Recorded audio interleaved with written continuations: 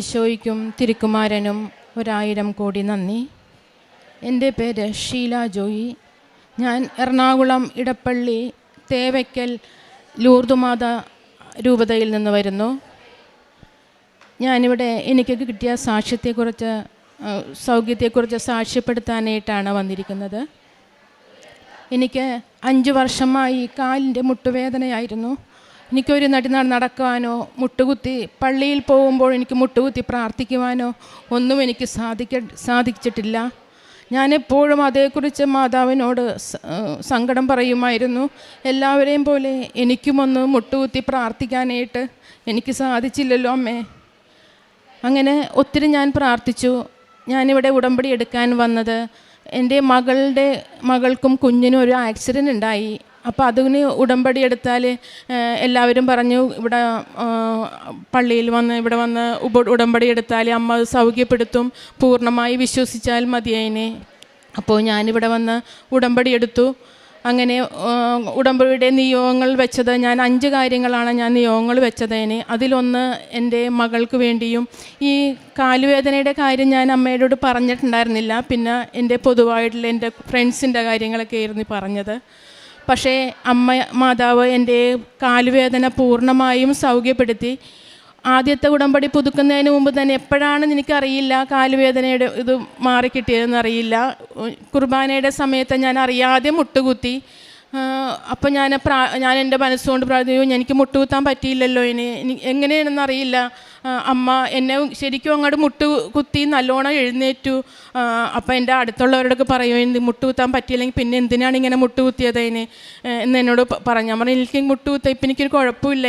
അമ്മ മാതാവ് ഞാൻ ഉടമ്പടി എടുത്ത് വന്നേക്കണേന്, അതുകൊണ്ടാണ് എൻ്റെ കാലിൻ്റെ മുട്ട് പൂർണ്ണമായി സൗഖ്യപ്പെടുത്തിയത്. 5 വർഷമായിട്ട് ഞാൻ മരുന്ന് കഴിക്കുമായിരുന്നു. ഓരോ പ്രാവശ്യം ചെല്ലുമ്പോഴും ഹോസ്പിറ്റലുകാർ മുട്ടിൻ്റെ ഉള്ളിൽ നിന്ന് വെള്ളം ഇങ്ങനെ കുത്തിയെടുക്കുമായിരുന്നു. അപ്പോൾ എല്ലാവരും പറയും ഇങ്ങനെ വെള്ളം കുത്തിയെടുക്കാൻ പാടില്ല, അങ്ങനെ ഇനി അത് ചെയ്യിപ്പിക്കണ്ട.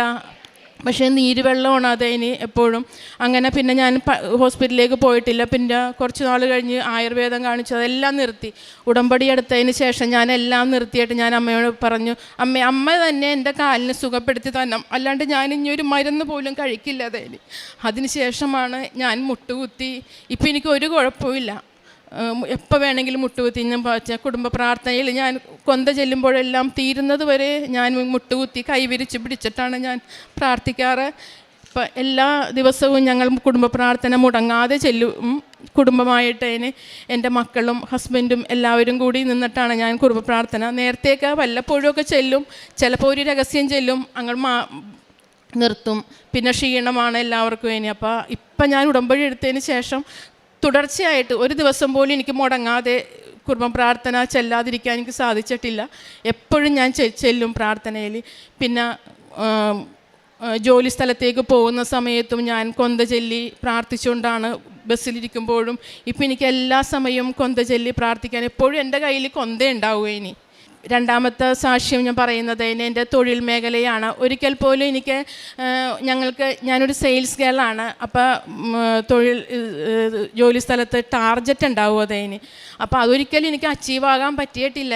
എപ്പോഴും എന്നെ സാറ് വഴക്ക് പറയുമോ തന്നെ പോലെയല്ലേ എല്ലാ സ്റ്റാഫും ഇങ്ങനെ പറ്റിയില്ലെങ്കിൽ നിർത്തിയിട്ട് പോടോ എന്നൊക്കെ എന്നോട് പറഞ്ഞിട്ടുണ്ട്. അപ്പോൾ ഒത്തിരി വിഷമമുണ്ട്, എൻ്റെ ബുദ്ധിമുട്ടും കഷ്ടപ്പാടും കൊണ്ടാണ് ഞാനത് പോകുന്നത്. പക്ഷേ ഉടമ്പടി എടുത്തതിന് ശേഷം ഞാൻ ഇതിനെപ്പറ്റി ചിന്തിച്ചിട്ടേ ഇല്ല. ടാർജറ്റ് എങ്ങനെയോ അച്ചീവ് ആകും ഞാൻ. അപ്പോൾ ഒരു പ്രാവശ്യം ഉടമ്പടി പുതുക്കിയതിന് ശേഷം ഞാൻ ചെന്നപ്പോഴേക്കും ഞങ്ങൾക്ക് മാസത്തിൽ ഒരു പ്രാവശ്യം മീറ്റിംഗ് ഉണ്ട്.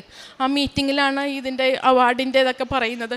അപ്പോൾ എൻ്റെ പേരാണ് വിളിച്ചത്. അപ്പോൾ എനിക്ക് സംശയം എനിക്ക് തന്നെയാണോ ഇതേനി. അപ്പോൾ വേഗം ഞാൻ അങ്ങോട്ടും ഇങ്ങോട്ടും നോക്കണം, വേറെ ആരും ഇല്ലല്ലോ ഷീല, ഞാൻ തന്നെയല്ലേ.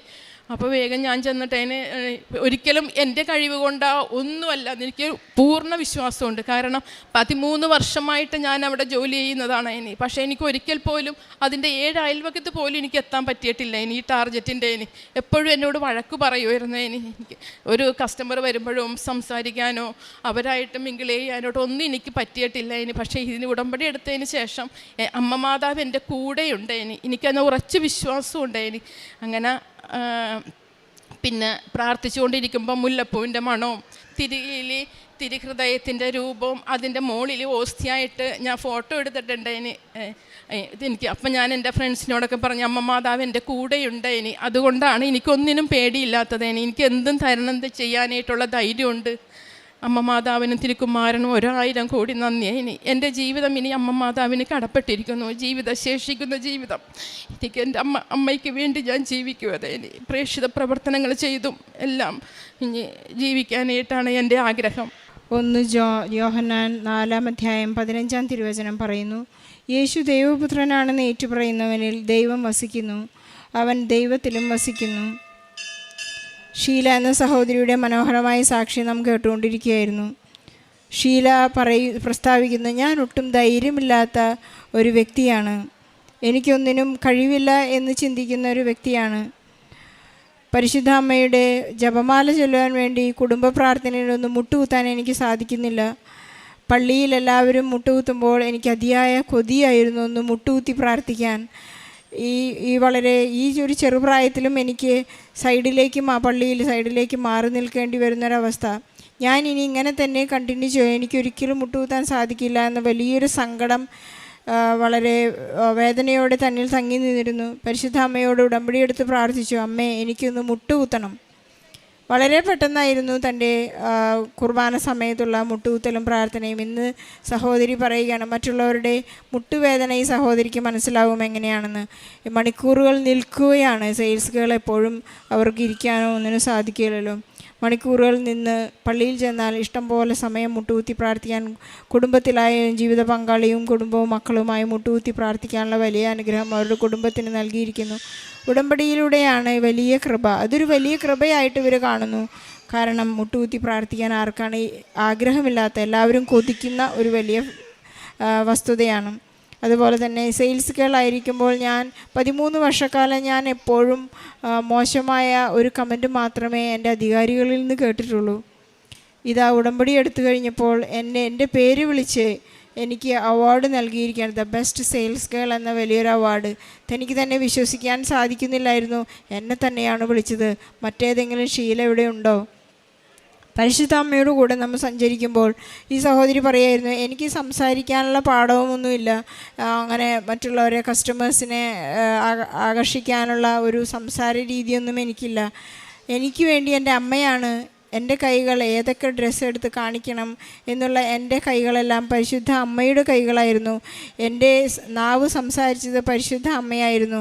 പരിശുദ്ധ അമ്മയാണ് പിന്നെ ഉടമ്പടിക്ക് ശേഷം, ഉടമ്പടി ജീവിതത്തിലൂടെ നമ്മൾ മുന്നോട്ട് പോകുമ്പോൾ എല്ലാ കാര്യങ്ങളും ക്രമീകരിക്കുന്നതും നമുക്ക് മുൻപേ പോകുന്നതും പരിശുദ്ധ അമ്മയാണ്. നമ്മെ എത്രത്തോളം ഉയരത്തിലെത്തിക്കുന്നു. ഒരുപക്ഷെ നമുക്ക് നമ്മുടെ വിശ്വാസത്തെ മാറ്റുരച്ചു നോക്കുന്ന എന്തെങ്കിലും ഒരു സഹനമോ സങ്കടമോ ഉണ്ടായേക്കാം. എങ്കിലും അതിൽ നിന്നെല്ലാം നമ്മെ രക്ഷിക്കുന്നതും നമ്മെ കൈപിടിച്ചുയർത്തുന്നതും ഏറ്റവും വലിയ ഉച്ചിയിൽ നമ്മെ വളരെയധികം ബഹുമാനിക്കുന്നതും ആക്കുന്നതും പരിശുദ്ധ അമ്മയാണ്. അത് ഈശോയിൽ നിന്ന് കിട്ടുന്ന വലിയ ഒരു കൃപയാണ്. നമുക്ക് ആ കൃപയിൽ എപ്പോഴും ജീവിക്കാൻ അനുഗ്രഹിക്കണേ എന്ന് പരിശുദ്ധ അമ്മയോടും പരിശുദ്ധാത്മാവിനോടും നമുക്ക് പ്രാർത്ഥിക്കാം. ഈശോ നമ്മോടുകൂടി ഉണ്ടായിരിക്കട്ടെ. ഷീലയെയും കുടുംബത്തെയും നമുക്ക് സമർപ്പിച്ച് പ്രാർത്ഥിക്കാം. ഈ സങ്കടങ്ങളുള്ള ഈ വിധത്തിലുള്ള സാക്ഷ്യം കേട്ട് ചിലർ എനിക്കുള്ള പോലെയുള്ള സങ്കടങ്ങൾ ഒരു സാക്ഷ്യമായി എനിക്ക് തരണമേ, ഒരു അടയാളമായി തരണമേ എന്ന് പ്രാർത്ഥിക്കുന്ന ഒരുപാട് മക്കളുണ്ട്. നമ്മുടെ എല്ലാ സങ്കടങ്ങളെയും സാക്ഷ്യത്തോട് ചേർത്ത് വെച്ച് പ്രാർത്ഥിക്കാം. നമ്മുടെ കുടുംബത്തിലും അനുഗ്രഹങ്ങളും അത്ഭുതങ്ങളും ഉണ്ടാകട്ടെ എന്ന് നമുക്ക് ആഗ്രഹിക്കുകയും പ്രാർത്ഥിക്കുകയും ചെയ്യാം. ഷീലയുടെ സാക്ഷ്യം ഈശോയ്ക്കും പരിശുദ്ധ അമ്മയ്ക്കും സമർപ്പിച്ച് ഈശോയ്ക്ക് നല്ലൊരു കൈയടി നൽകി സാക്ഷ്യം നമുക്ക് സമർപ്പിക്കാം. അത്യപൂർവ ദൈവാനുഭവങ്ങൾ ഇനി നിങ്ങൾക്കും സ്വന്തം. ഈ യൂട്യൂബ് ചാനൽ ഇതുവരെ സബ്സ്ക്രൈബ് ചെയ്തിട്ടില്ലെങ്കിൽ ഇപ്പോൾ തന്നെ സബ്സ്ക്രൈബ് ചെയ്യുക. ഈ വീഡിയോ ഇപ്പോൾ തന്നെ നിങ്ങളുടെ സുഹൃത്തുക്കൾക്ക് ഷെയർ ചെയ്തുകൊണ്ട് കർത്താവിൻ്റെ പ്രേക്ഷിതരാകുക.